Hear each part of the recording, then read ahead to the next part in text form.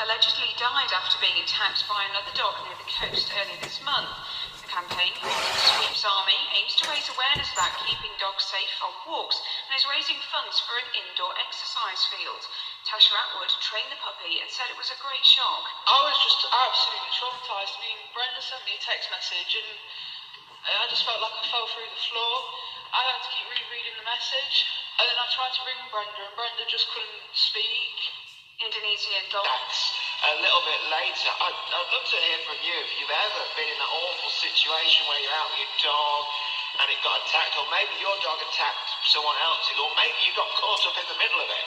You were out and you saw this happen. Do give me a call on that. Also, horrendous when it happens. You might have had the misfortune to be caught up in something like this. Have you ever been out on a walk and you've seen somebody with a dog off the lead and it all went terribly wrong because the dog maybe attacked another dog and it got very violent? And what do you do in that situation? Do you intervene? What can you say? What can you do? Maybe it's your dog that did this. Your dog can attack another one, or maybe you're out with a dog and another dog off the lead came and attacked yours. It's a horrible situation to be in. What do you do? How do you control that? And there's a bit of campaign going on this in Lincolnshire now. This is one owner whose puppy died near the Lincolnshire coast when this kind of thing happened earlier this month. The campaign they're doing is called Sweeps Army. This is named after the dog Sweep that was involved. It's been started to try and teach dog owners to be more responsible. BBC Radio Lincolnshire Hope Bulger has been to meet one of the people behind the project. Who does a 7-month-old wolf dog? Good girl. Good dog owner. Hello, I'm Tasha. I run Yankees dog training, and I'm one of the founders of the Sweeps Army campaign. So we're here in Berlin Marsh. It's a bit drizzly, a bit cold, getting dark as well, but we're out on a dog walk because, of course, if you're a dog owner, the bad weather doesn't stop you having to go out. We're here today to have a chat about actually a really sad thing that happened to your friend Brenda. Do you want to tell me a little bit about what happened? Well, Brenda comes to my training classes and she had a little puppy called Sweep. He was a 6-month-old puppy that was killed by another dog. Brenda took him for a walk where she lives, and then a dog came out of nowhere and attacked Sweep, and Sweep was on the lead, and the dog picked Sweep up, shook him, and of course Brenda's absolutely traumatised and she was terrified as well. But we just want to raise awareness so that nothing like this happens to another puppy or another dog like Sweep again. So what are you calling on? What are you in Sweeps Army wanting to happen? We're wanting people to start keeping their dogs on lead, especially if they know that their dog's got reactive behaviour or a high prey drive. So if they like to chase things that are small, then we want them to make sure that they keep their dogs on the lead and be responsible. And the idea is we want an indoor dog field so that people like Brenda or people like the owners of the dog that did the attack have got somewhere safe indoors all year round where they can bring their dog safely. Yeah. You're calling for dogs to be kept on leads. Do you think that's the answer, or do you think that if you properly train a dog, you can stop attacks happening? Oh, I definitely agree that if proper training is implemented and people commit to the training, that this wouldn't be an issue. But it's more down to people who don't do training or have a high prey drive dog. They want to let the dog off lead, but they do it at other people's expense. So I think in the training world, we can also raise a lot of awareness about why it's so important to keep your dogs on lead if they're not properly trained. Should we cross over here? And have you heard of this kind of thing happening quite a lot? Yeah, and sadly, since Sweep's passing, we're getting told more and more about dogs that have either been attacked or killed. On the same Monday this happened to Sweep, a little dog was attacked in Chapel St Leonard's, and that dog was off lead, and that little dog lost its eye.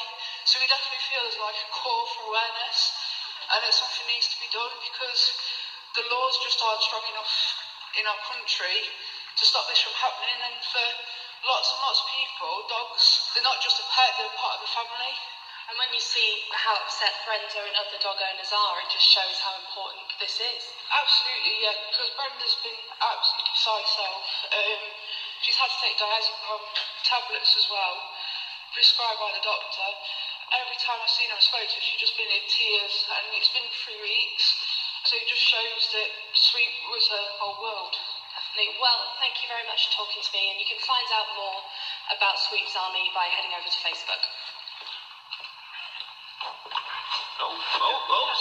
Steady on, Coda. Steady on. Coda and Hope out and about there in Borough Marsh. Talking about what happens when you get caught up in that terrible situation where a dog attacks another dog. Have you seen this happen yourself? Maybe it was your dog that was the victim and there was a dog off the marsh. Talking about what happens when you get caught up in that terrible situation where a dog attacks another dog. Have you seen this happen yourself? Maybe it was your dog that was the victim and there was a dog off the lead and you thought, well, I don't know why that dog was off the lead, that shouldn't have happened. Or maybe you were in the other side of it and it was your dog that attacked another one and you were one of those people because you hear people say this, don't you? Oh, my dog would never do that, my dog's not like that. Maybe you had to think about it after that. Or maybe you were just caught up in the middle of this, you were out and you saw the two dogs going at each other and, well, what do? Do you intervene? We have got an expert on later who'll explain a little bit more about what you can do, but that Sweeps Army campaign underway. Give me a call, 08000 665 949. You can text 81333. Start your message with the letters LN. The Breakfast Show Started after a couple of recent dog attacks. Trying to just get owners to think about keeping the dogs on leads. There's also talk about having some kind of indoor area where you could let the dogs run amok a little bit more. Rob's called BBC Radio Lincolnshire from Sandylands. What have you seen, Rob? Quite a lot, I think, Scott, to be truthful with you. I've lived in Sandylands for about 10 years now, and I've witnessed quite a lot of dog attacks, and even dogs attacking seal pups on the beach. And what do the owners do? I've approached quite a few, and they're just quite argumentative, and, their dog's okay, there's nothing wrong with their dog. A neighbour of mine 3 doors down, who doesn't live in the area any longer, his dog got attacked, and he approached the owner of the dog attacking us, and got his jaw broken. Oh my goodness, so that they're completely aggressive. I mean, like, say you see a dog attacking a seal pup, surely the owner knows that they've got to do something about that. Surely they can't argue, well, they've not done anything. I don't get that. Well, you'd think so, Scott, but unfortunately they turn a blind eye to it. I've even there's a farm nearby, and piglets got attacked by some dogs and savage. So it's quite rampant in the area, and I quite agree something does need doing about it. I mean, one of the ideas, and I don't know how this would work, because you would still need some control, is trying to get some indoor centre where, because obviously you want dogs to be able to roam around if possible, where you could take your dog and they could have a proper run around. Do you think that would be a good idea? I do, but I've got dogs of my own, and my dogs are never off the lead, and I've got the extendable leads, and I take my dogs out at certain times of the day when I know there's not many other people about. So with the extendable lead, you don't think there's any reason why they need to be off it? No, because if anything happens in a situation where you've got an extendable lead, you can retain your dog and pull your dog back to yourself. Whereas this office lead, you've got no control of your dog at all. I mean, you do hear people saying though, my dog wouldn't do that. No one thinks their dog's a bad dog, it seems. Exactly, but every dog's got lupus in it. If a dog owner, and you know a bit about dogs, and any dog is just like a human, it can have a bad day in turn. Yeah. Thanks for the call, Rob. Good to speak to you. Rob's in Sandylands. He sees this a lot. He agrees something needs to be done. Call 08. And how you get them out and give them the exercise, but how you control them at the same time. And a few people like Sue in the call are saying, well, what's wrong with extendable leads? Is there any excuse for them not to be on the leads? Sarah says, in France, I've seen dog play areas in a few parks, little assault courses, fenced off, so dogs can be off lead. Great idea. Yeah, that sounds a good idea, doesn't it? I think that's a similar idea with this campaign that's being suggested by the people who had their dog attacked. Let's speak to Claire, who's called BBC Radio Lincolnshire. Now, you do voluntary work with dogs, don't you, Claire? I do. Yeah. What do you make of what you're hearing this morning? Well, a couple of things. Yes, there are. I've got 3 German Shepherds. Well, 2 half, because one's a rescue and she's a crossbreed, so she's like me mongrel. But I've got 3 basic German Shepherds. And I actually have huge issues with extendable leads because mine have been attacked by dogs which are on extendable leads because you can't control them when they're 15 foot ahead of you, 10 foot ahead of you. They've still got quite a range of movement. So personally, I've seen damage done to dogs with extendable leads where the one on a lead has run across one and caught a dog with extendable leads, but that's a different issue altogether. I think there's not enough places for people to allow their dogs to run off lead, like you just said. I'm one of your, I've sort of tweeted you a few times. I'm your listener for the Yellow Belly from Bishop Auckland, so I live in County Durham. Oh, right. I've listened to Radio Lincolnshire since it started, but now I can do it on digital. I listen to you quite a lot. You've taken us with you, we like that. Absolutely, absolutely. I just like to know what's going on in my own. No, see, that's good, we like that. Yeah, we have a few dog areas up here. We have a few parks which have the fenced off areas, but I volunteer on a Saturday with a socialisation group, and we actually hire an old cricket field, and we have dogs to go there on a Saturday morning to be dogs. They can run off lead. They're pack animals. They like to be social. So you think we could do something like that in Lincolnshire as well? Absolutely. I mean, it's like dogs are banned from the beaches, but really, who causes more mess, the visitors or the dogs? Well, that's a good point. I mean, the other thing they're suggesting is this indoor area. They're talking about trying to get that up and running in Lincolnshire. So something like that would be nice if it was outdoors, I suppose. Anything, outdoor area, just fence it off. You don't need a massive amount, and dogs like to be social, and I think people need to understand that dogs are social animals, and it's when you hold them back from a lot of their natural instinct. They're friendly, they're pack animals, they're loyal, they like people, they love their owners. You've got to, if people socialise the dogs properly, then things like that, in my opinion anyway, wouldn't happen.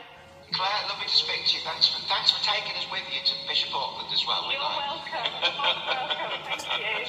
Claire there, she says we need more areas, and she's giving the other side of the extendable leads as to why you shouldn't necessarily that be a good thing. It can go wrong, she's saying.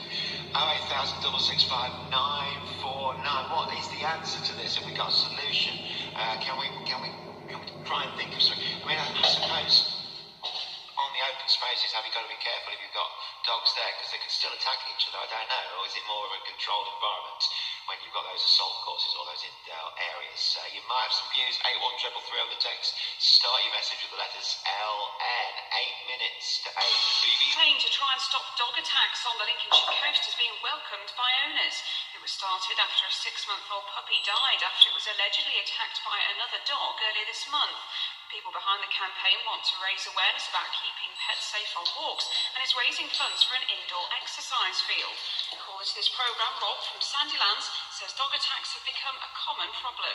I've lived in Sunderland for about 10 years now, and I've witnessed quite a lot of dog attacks, and even dogs attacking seal pups on the beach. I quite agree something does need to do about it. The Chief Medical Officer for England. More on the dog attacks. What can we do to stop this? You've heard about this campaign on the Lincolnshire coast. People are saying, look, people need to keep the dogs on the lead. And a few people are saying there is absolutely no reason with extendable leads that you need to let dogs run amok. Other people saying, well, hang on a minute, they've seen problems with extendable leads. Maybe you've experienced this yourself. Maybe your dog was attacked by another dog. Maybe it was your dog and you were one of these people who said, no, my dog would never do that, and it went to attack somebody. Talk about maybe we should have some areas where it's a bit of a controlled space, but the dogs can be themselves. They can roam around. What do you reckon? Be able to walk their dogs without fearing an attack. Yet I'd like my dog to be able to run around. Attacks are getting too common. So I'm afraid, she says, an extendable lead, sadly, is the solution. Bill says it's not realistic to always keep the dog on a lead. We're very fortunate in that our dogs do behave very well off leads. Extending leads are not always safe. We've heard other people saying that as well. And Paul says many years ago, we had Barnaby, our golden cocker spaniel, out on a walk. He was rounded on by 4 dogs on a footpath. One snapped him but didn't bite. However, this was enough to turn him on the other dogs when on the lead. Surely all dog owners have a responsibility to control their dogs. You might have a thought on this. 08000 owner. She's been talking about this campaign.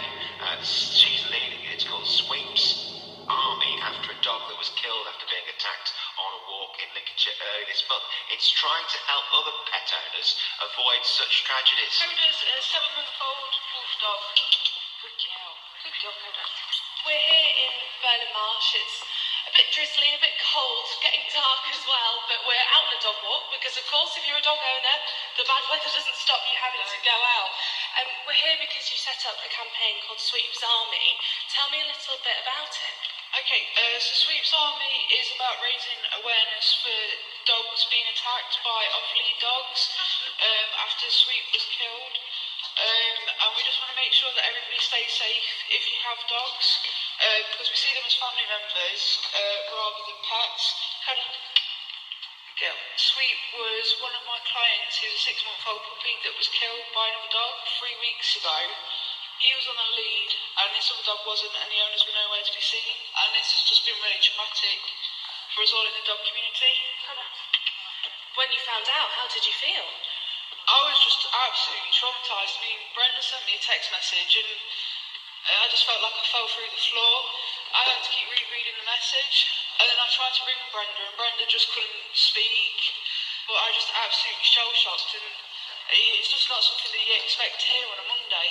From this, you decided that you wanted to do something and try and help in some way. So this campaign's about encouraging dog owners to make sure if their dog isn't going to come back, to put them on a lead. Yeah, absolutely. It's important that if you can't do training, that you still have some level of control over your dog. Not just for the dogs that are attacked, but also for the dog who does the attacking. And it can be avoided so easily just by curbing the prey drive. So if you can't make training, it's about being responsible for your dog. Just keep everybody safe, including your own dog. Let's talk to Steve Breach, who's from the Dog Adventure Team at Thorpe on the Hill. He's a dog behaviourist. Steve, one of the bits of this campaign is to raise money for an indoor play area. Do you think that would work? That would help? It's certainly got possibilities. Obviously, those kind of environments can't help every single dog. Going out on walks, we ourselves have a 6-acre site which enables people to safely let their dogs off lead in a fenced-controlled area. Especially if their dog's got poor recall or potentially is antisocial. We don't describe these dogs as aggressive per se, but they are antisocial, they bark, they lunge, and therefore behaviours can progress further. What should you do if you're in this terrible situation where your dog's being attacked or you're the person with the dog that's doing the attacking? First thing, if you feel under threat from a dog, it's about going. Dog walks generally are a safe environment, but if you want to go out for a dog walk, then you should be risk assessing as you go. You know, is there a dog off lead? Does it look out of control? Can I avoid getting too close to that dog before I get anywhere near it? Can I make sure my dog's on the lead? Can I put my dog on the opposite side from where that dog is so I can keep it close to me? One thing to be sure of is if a dog comes up to you, don't automatically assume that it's a friendly dog. There's a general rule of thumb that if one dog's off lead, then the other dog should be allowed to go off lead.